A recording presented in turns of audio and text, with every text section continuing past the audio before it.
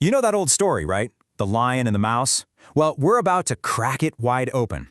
Because hidden inside this simple kid's fable is a pretty radical lesson about power and survival for the modern world. And it's been hiding in plain sight this whole time. And here it is, the core idea. This one sentence is really the key to everything we're going to talk about. We're going to push back on that old idea that bigger is always better, that might makes right. Instead, we'll see how the smallest, most unexpected actions can completely change the game. Yeah, you've heard this one before. I mean, we all have. Probably 100 times since we were kids. You know the ending. But here's the thing. The real magic isn't in the plot. It's in the strategy. And that's exactly what we're going to decode today. Right, so this isn't just some random children's story. It's from Aesop's fables, and it's always been way more than a simple tale. You can think of it as this brilliant counter-argument, a challenge to the old-school idea that power is just about being the biggest and the strongest. So, let's do a quick flyby of the story itself. But this time, I want you to look at the characters a little differently. Don't just see a lion and a mouse. See them as, well, as timeless symbols of different kinds of power. So on one hand, you've got the lion. He's the very picture of raw, unchecked power. He's arrogant, for sure, but there's also this surprising little spark of generosity in him that we'll get to. And then on the other hand, you have the mouse. Kinda looks like nothing, right? So easy to just dismiss her. But she has this one very specific skill and an absolute will of iron. Okay, so this is where it all kicks off. A tiny panicked mouse just happens to scamper over a sleeping lion. A total accident.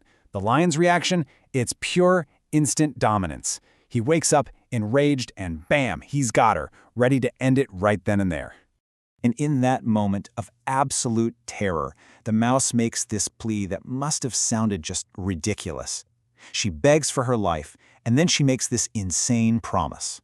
Let me go, and one day, I swear, I'll repay you. You can just imagine the lion's reaction, right? He probably laughed out loud. The whole idea is just absurd to him. But then, and this is the key moment in the whole story, something shifts. A little flicker of generosity, maybe just a whim, makes him let her go. He expects nothing back. It's just a moment of grace. And then, of course, the tables turn. A few days later, the lion, with all his mighty strength, gets caught in a hunter's net. And this is a trap that his brute force can't solve. He can't rip it apart. His power is totally useless. He's neutralized. All he can do is roar in pure rage and frustration. But that roar travels, and the mouse hears it. She remembers her promise, finds the completely helpless lion, and puts her one special skill to work. Her tiny teeth start gnawing at the ropes, doing the one thing the lion's massive strength never ever could. And bit by bit, she sets him free. So the big takeaway here is not just be nice. No. This is so much deeper. It's actually a masterclass in strategy. So let's really unpack this, because this little fable offers a whole new way to think about what power really is. This story basically gives us a name for the lion's big mistake, his blind spot. Let's call it the myopia of power. It's this kind of tunnel vision that can come with being at the top, this dangerous, arrogant belief that the people you see as lesser or below you are just irrelevant to your life. And this idea completely reframes everything, doesn't it? That single act of mercy from the lion, it wasn't just a nice thing to do. It was, even if he didn't realize it, a perfect investment in his own future. It was the ultimate contingency plan. So suddenly, kindness isn't just a virtue, it's a strategic asset. So that brings us to the big question. For you, for me, for all of us. What is true strength? Is it the lion's raw power and loud roar, which, let's face it, totally failed him when he needed it most? Or is it the network of alliances you build, often through simple acts of kindness? The kind of network that can save you when your own strength just isn't enough. Okay, that's the story, that's the theory. But how does this ancient fable actually apply to your life, like right now? Well, it's probably a lot more relevant than you think. Let's just break it down. In your personal life, think about it.